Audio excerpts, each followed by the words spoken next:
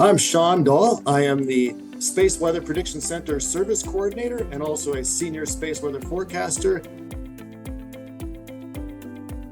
Yes, as a Space Weather Meteorologist, our job here is to monitor the sun, as you see on many of the monitors here behind me right now, and look for specific types of activity that concern us here at Earth, mainly because of the impacts it can have to our relied upon technology today.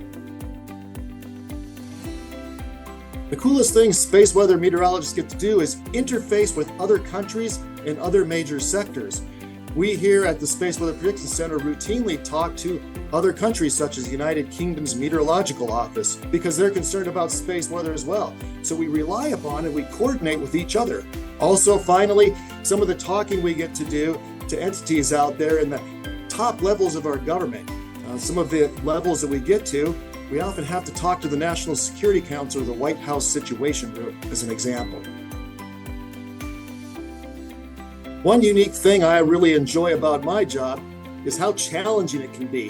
In mainstream meteorology, we have a lot of information, observations, data, models, and tools, but in space weather, we don't have so much.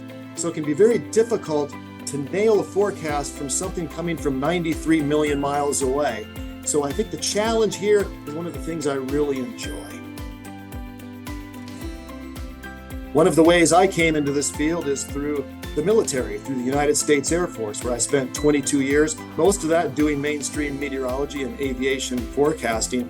But I also had experience over 6 years doing space weather, along with additional training and resources to do that work. So my advice to you is don't be afraid to get experience in other venues such as the United States military.